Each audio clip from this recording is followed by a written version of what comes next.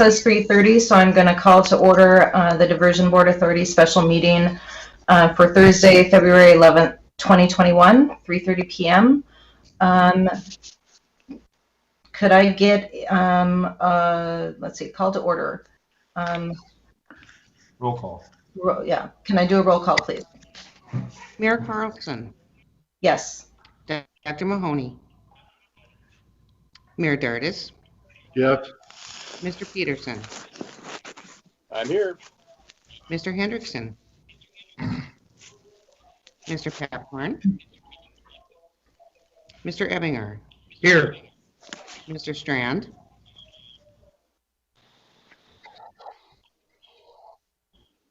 John, are you able to connect? Mr. Campbell. Here. Mrs. Shirlene. Here. Mr. Steen. Here. Dr. Mahoney. Mr. Pepcoin. Here. A quorum is present. I'm here too. This is Chuck. Mayor Mahoney's here too. Yep, I have you down. Thank you, Dr. Mahoney. Thank you, Chuck. Yep. And did you, in the chat, John Strand said he's here. We'll call in due to audio issues. So, okay, thank you. Could I have a motion to approve the agenda? Madam Chair, I would request that we remove item number 4A, bullet point number 2 from the agenda.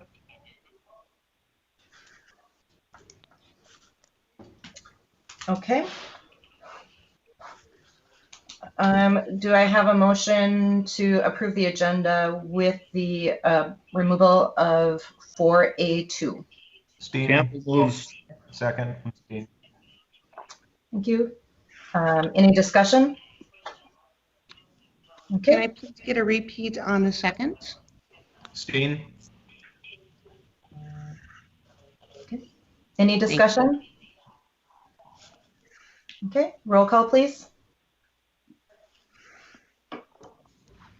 Mayor Carlson. Yes. Dr. Mahoney. Yes. Mayor Dardis. Yes. Mr. Peterson. Yes. Mr. Hendrickson. Yes.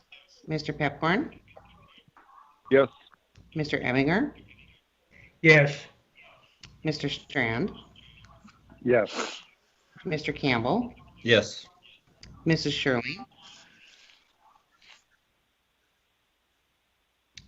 Mrs. Shirley. Yes. Mr. Yes. Steen. Yes. That is everyone. Mr. Thank you. Olson votes yes too. Thank you. Thank you. Thank you. Okay, moving on to the agenda. Number 3 is a general counsel update, and I will turn that over to John Shockley. Thank you, Madam Chair, and welcome to your first meeting as chair. Today I have for the board is a resolution amending the contracting procedure for the Diversion Authority regarding the authorization and procedures by the Executive Director and the board. Back in 2016, when the Diversion Authority was formed, we had this resolution that provided for these approvals. And at that time, it had given the Executive Director contracting ability up to $150,000, which at the time was the threshold for bidding requirements in North Dakota. And after the project received a temporary injunction that was issued by the federal court, the Diversion Authority board then reduced that amount to $10,000 due to the project largely not being as active at the time. And at that time, the board had indicated that when the project got rolling again, that the board wanted to reconsider to reinstate that amount. We brought this before the Finance Committee. We tabled it for one meeting so that Commissioner Steen had a few questions and some cleanups that he had caught on the resolution. We made those. And then it went to Finance Committee yesterday, and recommendation was made to approve it.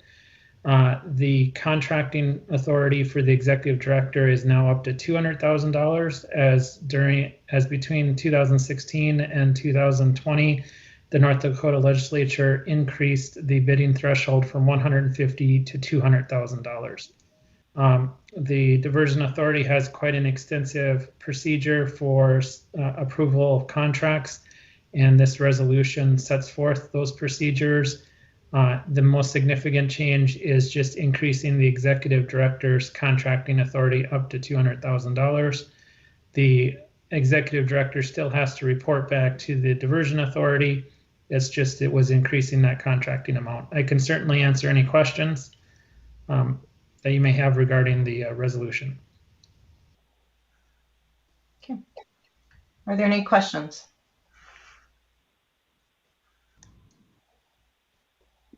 Okay. Seeing and hearing none, could I get a motion for this resolution?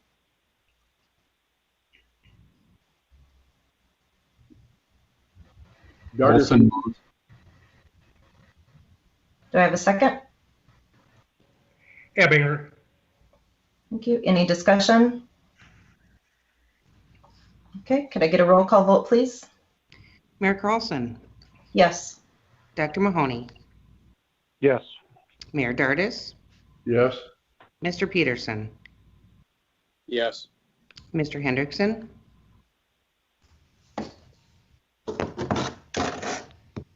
Mr. Pepcorn, Yes. Mr. Ebinger, Yes. Mr. Strand, Yes. Mr. Campbell, Yes. Mrs. Sherling, Yes. Mr. Steen, Mr. Olson. Yes. Thank you. That is everyone. Thank you. Okay, moving on to number 4 on the agenda, finance update. I will turn that over to the chair of the Finance Committee, Commissioner Dardis, Mayor Dardis. Thank you, Madam Chairman. Yesterday, the Finance Committee met in a special meeting. I'd like to extend a heartfelt thank you to the Finance Committee for having some regular special meetings with all that we have going on. They've been very generous with their time. Yesterday, when the Finance Committee met, we had the Executive Director had approved contract actions. We had 5 items of which we reviewed. There were no contract actions with regard to Clay County Joint Water Resource District or the MCC JPA. Also, we did hear from, as stated earlier by Mr. Shockley, the Diversion Authority contracting resolution, which passed. We had a considerable amount of discussion with regarding to contract actions that you see here in front of you, of which item number 2 has been removed, 4A number 2. There was a lot of discussion. We did take action on items number 3 and 4. They were passed. Item 1 was not. There was a lot of discussion and kind of a lack of information at the time of the meeting. Since that time, Commissioner Steen and myself, Mr. Paulson, and Ms. Darling have had conversation with regard to the PR for Good new service agreement, which is 4A item 1. We've had extended conversations about the additional information and the process, as well as the intent of what Mr. Paulson was suggesting. So at this time, I would recommend, Madam Chairman, that Mr. Paulson have an opportunity to talk about that meeting that we had and some of those considerations. Again, it's for PR for Good for the $237,000, and that was a discussion item. Madam Chair, John Strand, could I join in briefly? Yes, please do. Thank you, Mayor Dardis, for that information. I think that in light of what all has unfolded and the questions many of us had, in the need for information, I'm presenting a motion to simplify our actions. My motion is as follows. I move to send this item back to public outreach to clarify the recommendations, including issuing local RFPs, to budget the communication plan's needs, and to then send that budget request to finance for approval before coming to the full diversion authority for consideration. Okay. So there's a motion on the table. Is there a second for this motion? Second, Mahoney. Okay, seconded by Mayor Mahoney. Any other discussion? Okay. Other discussion, questions, or comments? Okay, hearing none, could I have a roll call on this motion, please? Mayor Carlson, Yes. Dr. Mahoney, Yes. Mayor Dardis, Yes. Mr. Peterson, Yes. Mr. Hendrickson, Yes. Mr. Pepcorn, Yes. Mr. Ebinger, Yes. Mr. Strand, Yes. Mr. Campbell, Yes. Mrs. Shirley, Yes. Mr. Steen, Yes. Mr. Olson. Yes. That is everyone. Madam Chairman, this is Dardis again. Yes, Mayor Dardis. I would move the approval of the finance update with the exception of the item of which Commissioner Strand sent back. So I'd move to the approval of the Finance Committee report. Steen, second. Okay, any discussion? I didn't know if you would want to take these separately or if you, obviously the motion is to take them both, but any discussion? This is Roger. I have a question. Yes, Roger, go ahead. So what's going to be included for our vote is what? What line items are we going to vote on? Madam Chair, I can clarify for Commissioner Olson. So the motion was for the approval of HMG Task Order 26, Amendment 8, and that is related to hydraulic modeling for the southern embankment related to the Corps' design work. The fourth item there would be Task Order 6, Amendment 6, P3 procurement support, and that is Jacob's budget for 2021. And I'd like to just make a note to clarify if you scroll down to the contract or executive director approved contracting actions. What we've done is we have unencumbered the 2020 unspent dollars for P3 support, and that is 1.754 million. And of those dollars, we're moving 1.2 million into the 2021 cash budget. You can also see there's some additional unencumbered amounts from 2020 as well. And those were approved by the executive director under the JPA executive director authorities. So I hope that clarifies. I'm open for any additional questions before there's a vote. Thank you for that clarification. Any additional questions or comments? Okay, so I believe the motion is to approve 4A3 and 4, since we had a separate motion on 4A1 and 4A2 was removed. So there is a motion on the table in a second. Any additional questions or comments? Okay, hearing none, could I get a roll call, please? Mayor Carlson, Yes. Dr. Mahoney, Yes. Mayor Dardis, Yes. Mr. Peterson, Yes. Mr. Hendrickson, Mr. Pepcorn, Yes. Mr. Ebinger, Yes. Mr. Strand, Yes. Mr. Campbell, Yes. Mrs. Shirley, Yes. Mr. Steen, Yes. Mr. Olson. Yes. Yes. That is everyone. Thank you. Moving on to number 5 on our agenda under other business. I'd like to turn it over to Greg Tavine from Grand Farm for a presentation. Mr. Tavine, the floor is yours. Hello, everyone.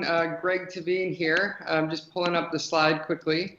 I am here today to share about Emerging Prairie's project, the Grand Farm. Today, I'm joined by my colleagues and board members, Taya Spellhog from Microsoft, who's a board member, and Jay Schuler, another board member of the Grand Farm. Grand Farm is a 501c3 nonprofit subsidiary of Emerging Prairie, another 501c3 in the community. Grand Farm came from a conversation, the idea of Grand Farm came from a conversation where Barry Batchelor, an experienced agriculture technology in our market, asked, what's the region's major?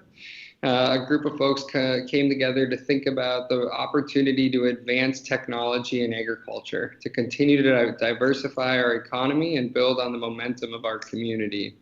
It was established with an idea to focus on agriculture technology, to support growers by creating more efficient operations, and to continue to build the momentum of our region as a globally recognized leader in agriculture technology. The project kicked off with Brad Smith of Microsoft, committing a significant amount of funding to the project.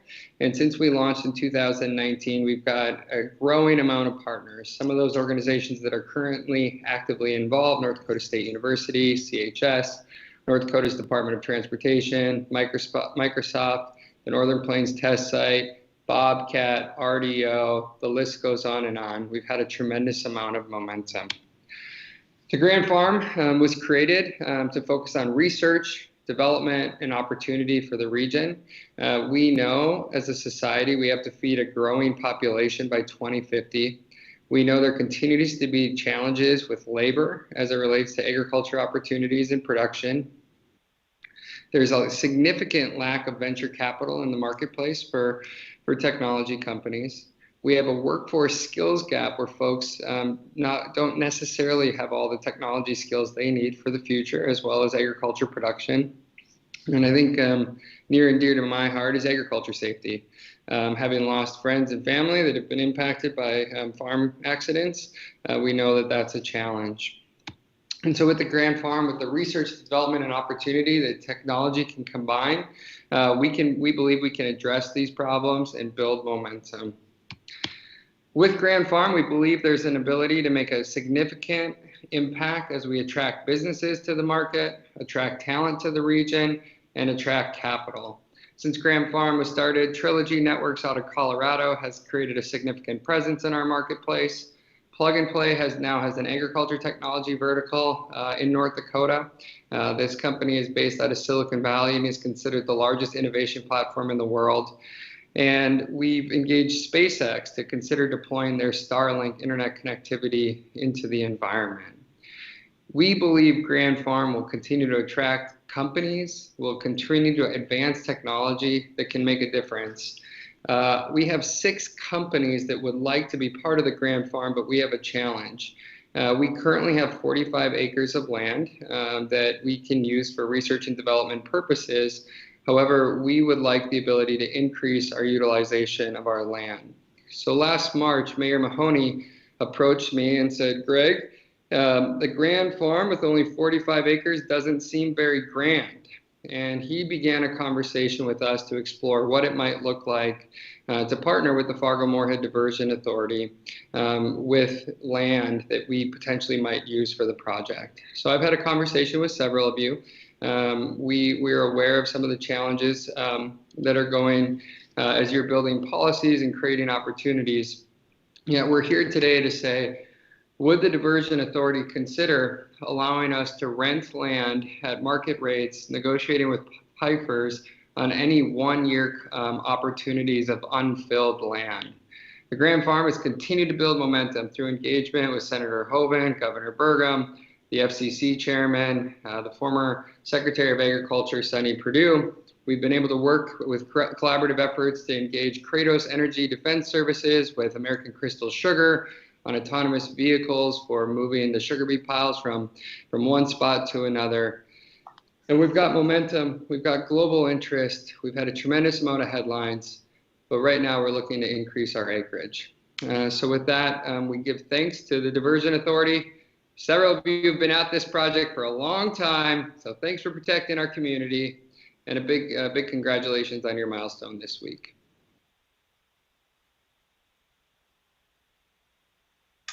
Thank you. Any questions from committee members? Madam Chair, this is Dave Pepcorn. Yes, go ahead. I guess my question is, what's the next step? How can we move this forward?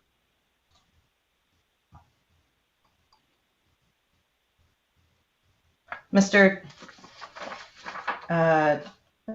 Tavine, I want to make sure that I'm saying your name right. Mr. Tavine, I don't know if that's a question for you, or Joel, if that's a question for you. Well, I would, Madam Chairman, I would welcome the opportunity to respond. We've been exploring this path since last March. We're at really a position where we need a yes or a no.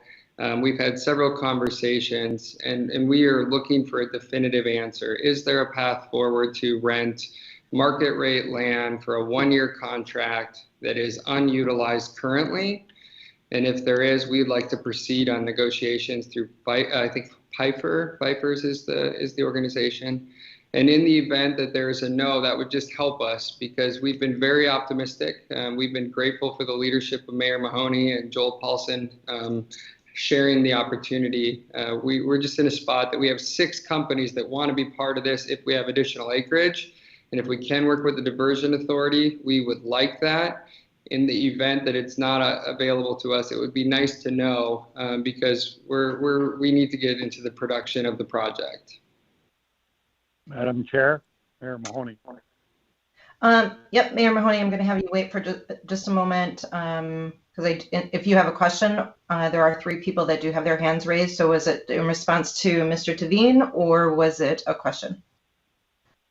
No, go ahead. I'll call the 3. I'll come on later. Okay. I believe Mr. Olson had his hand raised first, then it was Mr. Peterson, and then Mr. Strand. Yeah, this is Roger Olson. Greg, I talked to you here a couple months ago about your project, and I guess my question is, why aren't you out purchasing land to make sure that you have land in hand? If you could answer that question. Sure, Madam Chairman, I'm new to this as well. Is it best for you to call, or am I able to respond? No, feel free to respond. Okay, Mr. Olson, well, the reality is this is an early stage project, and the reason we aren't purchasing land is we don't have the money to purchase land. We have not proven the model. Our price point for our partners at a premium level is $10,000 to be part of the project. And so the short answer is we do not currently have the capital to be able to make that type of commitment. And we want to be good stewards of our resources, and we do not have the money. And so over time, if we had that position, we would certainly look for that opportunity.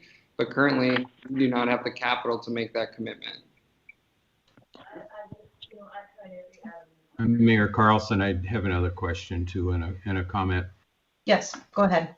You know, in order for us to give you an opportunity to rent some land from us, that means we need to take that opportunity away from a farmer. Right now, I don't know of any land that we own isn't being farmed or want to be farmed. Now, that doesn't mean that a piece of ground won't come up. But that's the issue. I'm a farmer, and these guys have sacrificed, given up land, sold land, and I personally look at this as their mitigation to be able to rent this land back until we need it. So that's an obstacle that we have to get over if we're going to rent or offer land to the Grand Farm. And another option I'd like you to consider is, if you have a piece of ground that you're really interested in, and I think you do, and I know that it's leased out to someone else. Why don't you go approach them and see if you couldn't sublease that from them? It might cost you a little more, but then the farmer having to give up the land is making that choice himself. And I would feel more comfortable. Thank you. Thank you, Mr. Mr. Olson. Olson. Chairman, Mr. Olson, there is a piece of land that we're thinking about is in the Wild Rice Inlet area that's available only for 1 year. And I don't think there's a lot of conflicts on that particular piece of land. So the intent of today's meeting was the possibility of allowing Grand Farm to rent that farm with Pfeiffer, go through the usual things we always do. Pfeiffer oftentimes will rent that land out. That will not be rentable after that. And then Grand Farm can do exactly what you do. They can work with the other landowners in the area and see if they can find land somewhere in that area that they can lease. But they'd like to have something that they can do this year. And I think Joel will verify, but I think this particular land would be available. And I think what Greg is trying to do is get something that they can have for this year. The rest of the negotiations would go through the land committee or go through our usual Pfeiffer and do the things you said, is that the owner that owns it gets to be where he is. It'd be just lands that somebody is available that would allow him to be that relationship on a lease or a buy. Sure, and that was land that wasn't farmed last year, is that right? I think I know where that's at. Yeah, I'll have Joel comment on that. Mr. Paulson? Yeah, Madam Chair, we do have a parcel of land that was scheduled to be part of the construction of the wild rice control structure. The contractor has since changed their proposed construction operations. It does not appear that that land would be necessary for construction until the summer of 2022. So last year it was not farmed. We do not have any leases in place on that land at the moment. And so it is open land for the time being. Thank you, Mayor Mahoney and Mr. Paulson for that. Mr. Olson, do you have any additional, or can I move on to Mr. Peterson? Mayor Carlson, you can move on. Thank you. Thank you.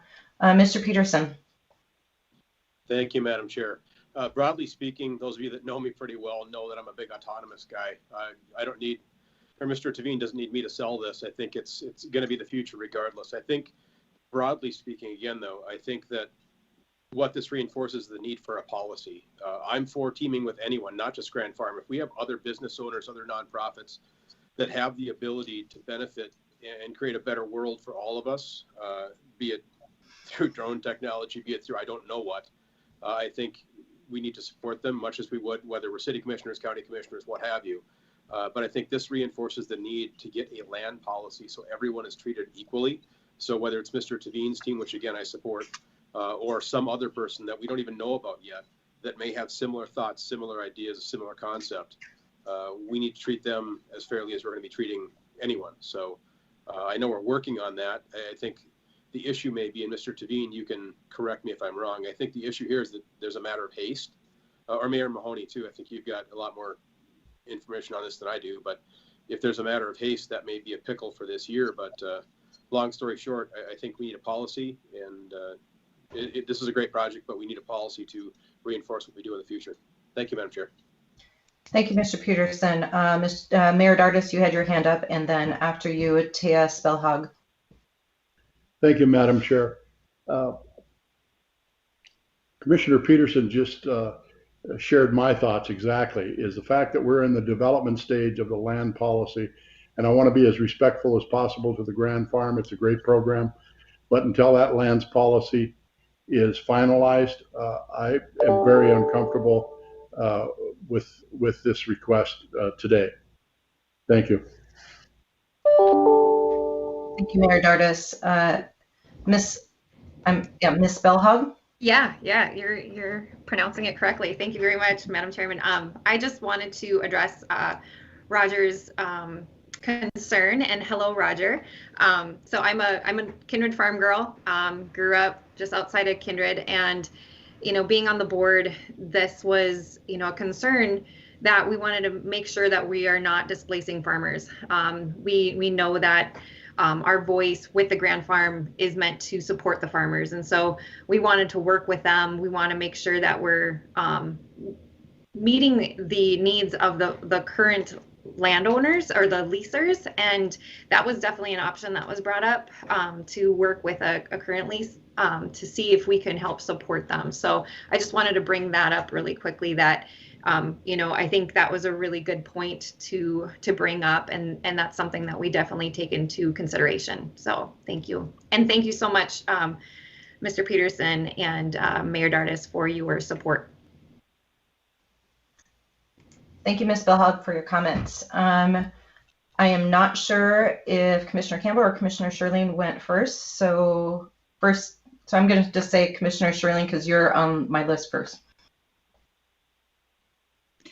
Well, thank you. Actually, I think it was Commissioner Campbell, but I will just quickly address the fact that as Chair of Land Committee, we are working diligently on this this policy, and we don't have it finalized yet. I think we're getting there, but there's a lot to consider. And it might seem pretty straightforward on the outside, but we do have a commitment, as Roger mentioned earlier, to those farmers that we have displaced, and really we need to give this our full, thorough consideration, and that's what we've been doing and will continue to do. Hopefully, we'll be able to give you a recommendation to that policy, in the very near future, but we don't have that done today. Thanks. Thank you, Commissioner Sherling. Commissioner Campbell. Yes, thank you, Madam Chair. I want to concur and thank Roger for his comments. I think that what we've been doing in land management, as Commissioner Sherling just talked about, was, I think our goal is to put whatever ag land we have available back into the hands of those producers to deal with the best they can. We just think that's the best approach. I do think that this request probably comes too early in terms of what our final policy is, as Mayor or Commissioner Sherling said, and I just believe we should hold off on any such request today. Thank you. Madam Chair, Mahoney. Yes, thank you, Commissioner Campbell. Mayor Mahoney. I agree with all the comments made. This particular land, Pfeiffer has been doing a lot of our leasing throughout the project, and following policy, that's what they have done. They're not asking for below rate markets. They're asking to work with Pfeiffer to come to negotiated lease. It's only for 1 year. There's no farmer that's going to farm this after this. It can be part of the project. So this is the one area. It's actually Ames Construction owns it. It's not a farmer that owns it. So Ames Construction owns it. And this allows Greg Tavine and his team to work up other providers and people to invest in land like Roger asked them to. And perhaps next year they can either try to sublease from somebody or work with somebody else. I think in this particular case, we break no violations of the present policy on excess land that we're trying to do.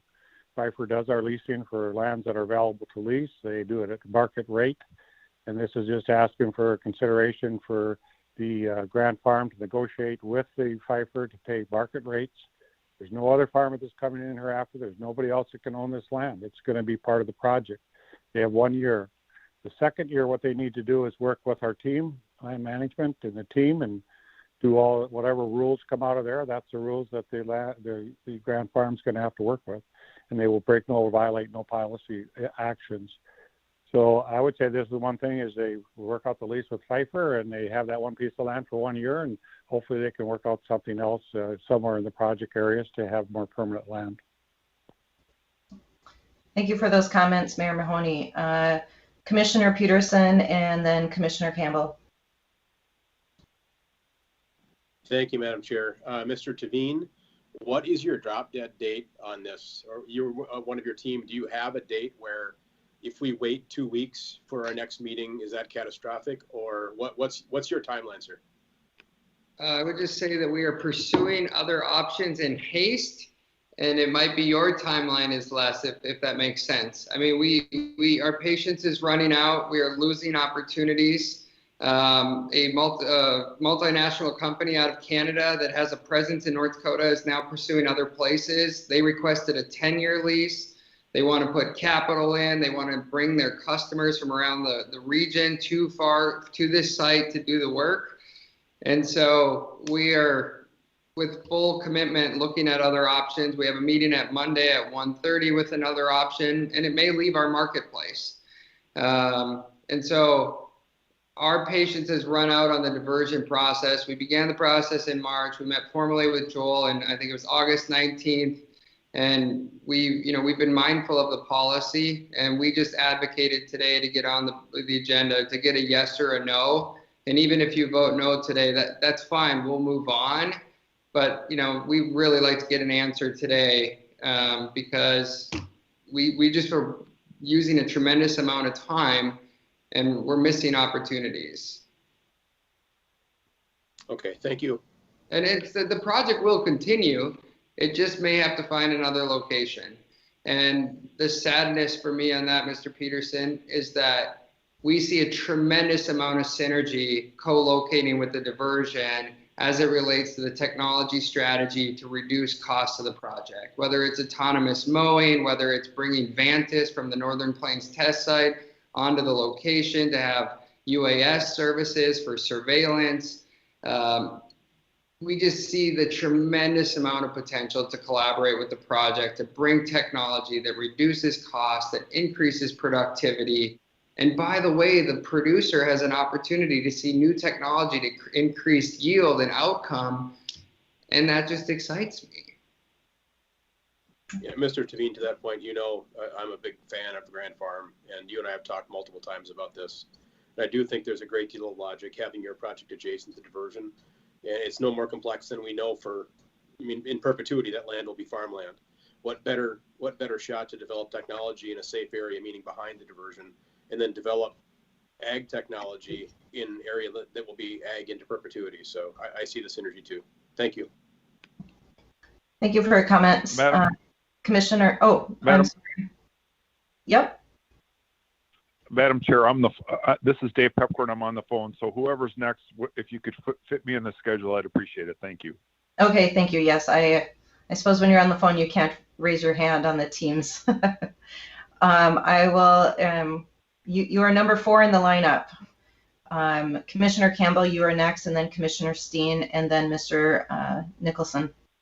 Thank you, Madam Chair. I might be, maybe I've misunderstood the beginning of this presentation, because I was under the understanding that this was this request was about more than one individual parcel of ag land in our project. Maybe I misunderstood that. I would think that, as Mayor Mahoney said, if we're talking about one individual parcel wanting to have a special use, that maybe that request could go through the Land Management Committee, or for example, if it was a similar type of deal on the Minnesota side, that request would go through the MCC JPA for consideration and recommendation to the board. And again, I think that might be more of an appropriate way to handle this until we do come up with a final plan. As again, I'm going to repeat what Commissioner Sherling said, that we're working on a final plan as to establish what is the process for these lands. And I'll leave it with that, but I still think that if it's a individual request on one parcel, that maybe we should allow the Lands Committee to review that and give a recommendation moving forward. And Commissioner Campbell, that committee meets next Thursday, correct? I believe so. What's the 3rd or 4th Wednesday of the month? Maybe next Wednesday. It'll be the 24th of February. Yes, Madam Chair. Okay, in a week and a half. Okay, thank you for that clarification.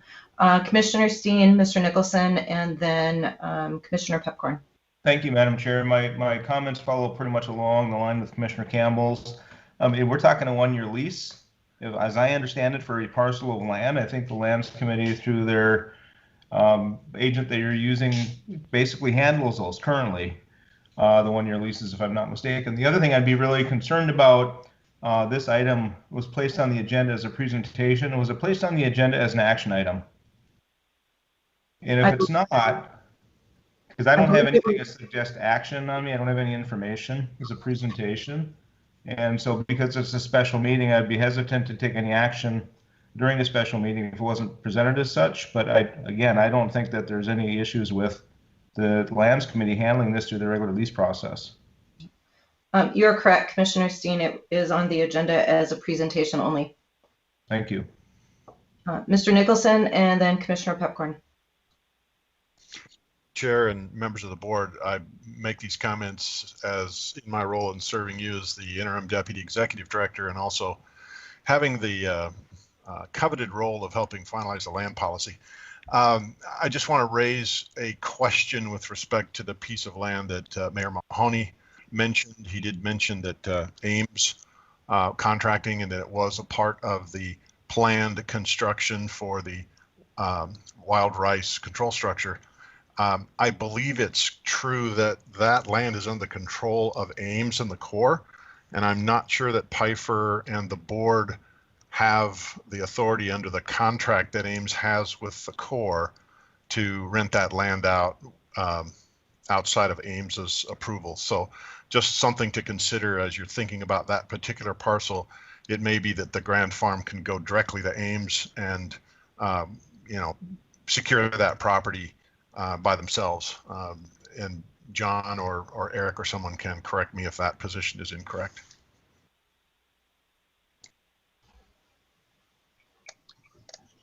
Any comments in response to Mr. Nicholson's question?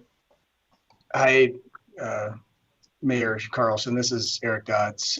I would agree with Martin's comments, and if you don't mind, I'll share my screen here for a minute. Just pull up a map application to show the group what we're talking about. Sorry to those that are on the phone, but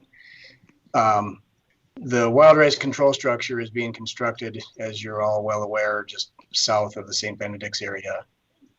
The parcels immediately west of where the structure is being constructed, outlined on the map here in the shaded area, were not farmed last year.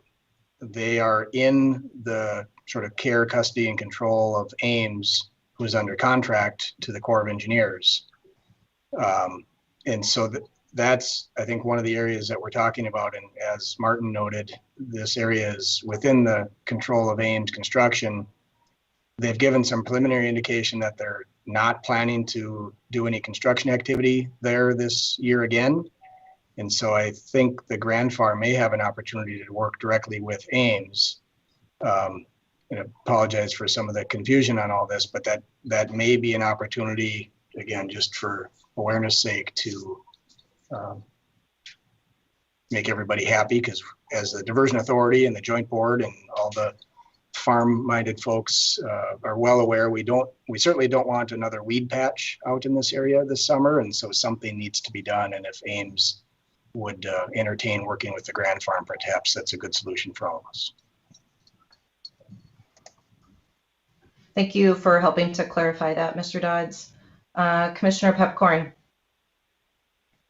Thank you, Madam Chair. I guess my main thing is I heard them say that they requested this in August, and here we are in February, and obviously with a growing season, you need to know as soon as possible. So my question is, how come it's taken this long for it to get to the Diversion Authority?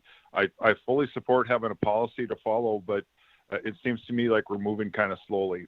Thank you. Thank you, Commissioner Pepcorn.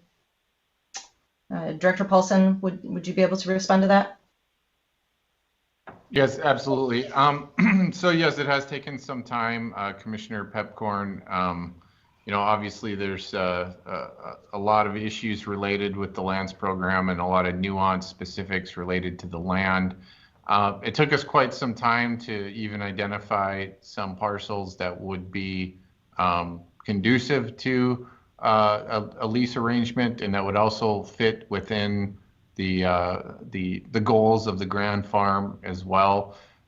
This particular parcel that Eric just showed you is one that had some uncertainty around it. That it became a bit more certain as Ames construction schedule became more transparent to us, and so it has taken some time to develop. And then it has been kind of unconventional for an unsolicited proposal for our land. We haven't dealt with that before. Really spurred some of the discussions about the need for a lands policy and how we deal with special circumstances in order to find resolution and move forward. And so the lands policy has been discussed now for I think a couple months. I do believe it's becoming very developed.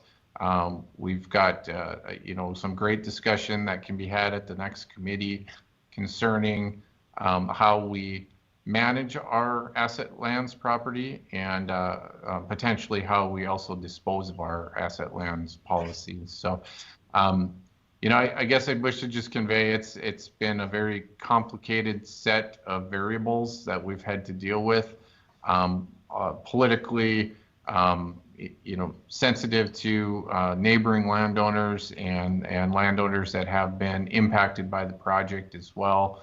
All the while, continuing to work with some of these individual producers with flowage easements, insurance products that came out of the settlement agreement. I think we're getting to a point where those things are all clarified now as we move into the future. So there's a lot more certainty now than there's ever been on both when and how things are going to be implemented and managed on behalf of the Diversion Authority. Obviously, as your executive director, this is more of a policy-related issue and how we deal with it, and so I really didn't have the ability to do much else other than to spur the conversation. And allow the lands committee folks to consider what an asset policy may look like, and so that has been developing over time. So certainly take any questions if you have some. Okay. Thank you, Director Paulson. Mr. Steen, your hand is raised, so Commissioner. Yep, I did raise it back up. So clarify for me, Joel or Eric or somebody or Martin. Is this land under our control or under the control of Ames? It really would shorten this discussion quite a bit. I would refer to Deputy Executive Nicholson. I believe he may have talked to the floor recently about how that is being viewed or where the responsibilities are. Executive Director Paulson, Chairman Carlson, and others. I have not spoken to the Corps recently about this, but it's my understanding that this is part of the site that the Wild Rice contract grants to Ames. And so I think without Ames' consent, you could not lease this out without their consent, given that they have access to that site. So, Pfeiffer's may or may not be involved, but it would need to be driven through Ames as a contract. So this was a good discussion, and the direction leads elsewhere. It leads to Ames right now. If something wants to happen, it goes through Ames at this point. Commissioner Steen, it certainly sounds like that is likely the answer. Mr. Olson, I know that your hand is raised. I do just want to make a comment, though, that although we do recognize your timelines, Mr. Tavine, it seems to be that this is a pretty big issue to know who actually controls the lease on this land. Additionally, I'm hearing from many of the board members that this is likely something that should probably go to our lands committee to at least weigh in, and they can have a more thorough discussion on this. And that is only a little over a week and a half away. It just seems that to continue a conversation about if land that we may or may not even have the ability. Also, given the fact this is on our agenda as a presentation, not something that we would be making a motion on or anything like that. I am just curious if we want to continue this conversation or maybe end the conversation and at least get the questions answered as to who controls the land. And then once that is determined, if it is a diversion authority, then it goes to the lands. I believe, Mr. Olson, you took your hand down, but it is back up again. So yeah, just a quick comment. Mr. Olson. Just a quick comment on my comments earlier. If this ground's if we've already lost ownership of this land and it's gone to the contractor, you know, my comments don't even apply to this piece of ground because it wasn't farmed last year by another tenant. It wasn't owned by another person that was farming it. This is basically, this piece of ground is outside of even the land policy that we're developing. We hadn't even thought of adding something like this to it. So I feel comfortable letting the land committee, or I suppose that's the best place, or talk to Ames. I think there has to be clarification there, and if it's Ames, then the Grand Farm goes there and makes the deal. I guess I do feel comfortable with that, so thank you. Thank you very much, Mr. Olson. Matthew Stamnus, your hand was up. Yes, and hello, thank you. Done. No, it should still be there. Thank you, Madam Commissioner. Just to give some background on who I am, my name is Matthew Stamnus. I work for the Cass County Highway Department, and I'm involved with the FM Diversion project. And just to reiterate what's going on in that piece of property, it is under the control of Ames. And if there's any discussions that have to go to Ames, they have to go through the Corps first to make sure that they understand what's going on and what could possibly happen to lease in that location. There has been discussions with a Mark Hyatt, who is a farm right next to that location, about renting that property come 2021, actually just this summer as well as after. There's been discussions about issues with overlapping of projects that happen in that area also.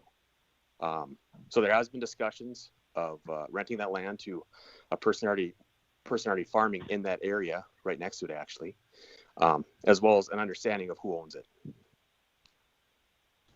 Thank you very much for that clarification, Mr. Stamnus. Councilmember Hendrickson. Thank you, Madam Chair. I have a quick question. Why wasn't this figured out in August? Who owns the property? Is it? And you might have gone over it, but it just bewilders me. Why did somebody not figure out that Ames owned it or controlled it? I'm just wondering. No, it's sorry, Madam Commissioner, if it's all right for me to respond. It's Matthew again. Yes, go ahead, please. Everybody understood whose it was, but due to issues that have come up from another portion of the project of the wild rice structure, we're trying to figure out what could possibly be rented out because of the phasing of the construction itself. Because the way the Red River structure, the Red River construction would happen, there might be a chance that it might sever a north portion of the land or affect it in a way that agreeing to lease in an area might not be able to happen due to the complications from the current project that's out at the wild rice structure. So it's more of the contractor getting a confirmation of what they are going to do and what they aren't going to do in the time frame they're doing them. And we had not been able to find that out till later, right around this time. Okay, thank you. Yeah, thank you. I do not see any more hands up. Mr. Strand, as soon as I said that, then Commissioner Strand's hand went up. Commissioner Strand. Thank you, Madam Chair. I think this has really stimulated a really valuable conversation, and I thank Mr. Tavine and his group for bringing this forward and for their interest in this and for spurring our discussion. I think bottom line, though, we have to have a policy that drives our action, period. for the long haul and for moment present. It wouldn't be proper to act absent a policy. I think, though, it's important to know, to clarify, we really are excited about this new technology and any potential partnerships. But first and foremost, as Mr. Commissioner Olson said, we really have to honor our relationships with the farmers who are sacrificing their lands and working with us, and sometimes willingly or grudgingly. But that first is those relationships with the farmers and their families who are here first and who've been here. We, of course, have to make that a high priority, and we can't be disrupting that. As long as it's fair market rates, I'm assuming our policies down the road will accommodate those considerations and new technologies that come in to fill the gaps. Thank you, Commissioner Strand. I could not have said that any better myself. Greg, I'm assuming that is you, Mr. Tavine. You have your hand up, and I think I heard Mr. Pepcorn. Sure, Madam Chair, I'm happy to part ways to Commissioner Pepcorn. I was just going to thank the group, so if he has something, I would defer to him and then request the chance to just say thank you as we finish the conversation. Yes, Mr. Pepcorn, or Commissioner Pepcorn, was that you who? I thought I heard your voice. No, I apologize. It wasn't me. Okay. Well, I feel complimented that you think I sound like Dave because he used to play for the Cleveland Browns, but this is Mahoney. Oh, I'm sorry. I'm sorry, Mary Mahoney. No, that's okay. I think we're to resolve the problem. The Grand Farm should pursue Ames Construction and the Corps to see if they can run it to release it from them. They would follow their protocols and rules. Actually, the DA really has no voice in this since we don't own the land. And I think if they went to the Lands Committee next week, that would not really be beneficial because we don't have a policy yet. So I would suggest that they possibly wait till the policies are made before they request anything. They could have a solution to their problem by working out a deal with Ames, so they'd be able to use the land, and then it'd be the further relationship they might have with the DA will be codified by a policy, and then they would apply accordingly to those rules, I would assume. So in time benefits, since we can't do any action item this, I would say that thank you, Greg Tavine and your team, for presenting this to us, and I believe there's no action that the board needs to make at this time. Thank you, Mayor Mahoney. Yes, you're correct. Mr. Tavine, I will turn it back over to you, and then I will bring the meeting back. Thank you, Madam Chair. Well, just Greg from the Grand Forum. Just want to say thanks, everybody, for being part of the process. We've had a great opportunity to get to know both Joel and several members of the committee better through this process. It appears that when the diversion has clear policy, we look forward to hearing about that. So when that becomes part of your process, we look forward to that. Until then, we will continue to pursue the options that have mentioned today.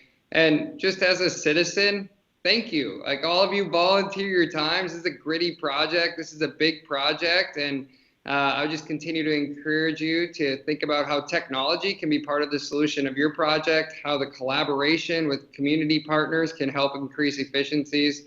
And we appreciate the space on the agenda. We apologize that we may have structurally not presented our request appropriately. But again, we'll look forward to the policy, and we just say thank you for your time and your service to our region. Thank you very much, Mr. Tavine. I think it is an exciting project, and I think that this conversation really generated some good outcomes because, number one, we found out who actually controls that land, which is going to be beneficial to you. And number two, it really kind of underscored the need for us to have an assets land policy, which I know is in the works, but hopefully that can get wrapped up sooner than later. Moving on to number 6, our next meeting is scheduled for February 25th, 2021.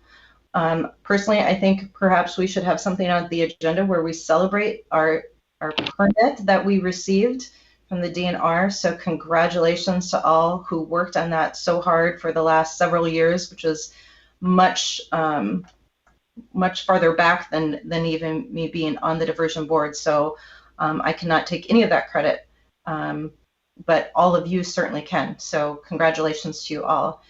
Number 7, adjournment. Do I have a motion to adjourn? Peterson, motion. Okay, do I have a second? Second, Steen.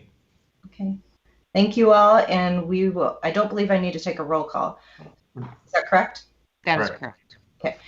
So with that, we are adjourned, and we will see you on February 25th, everyone. Stay warm.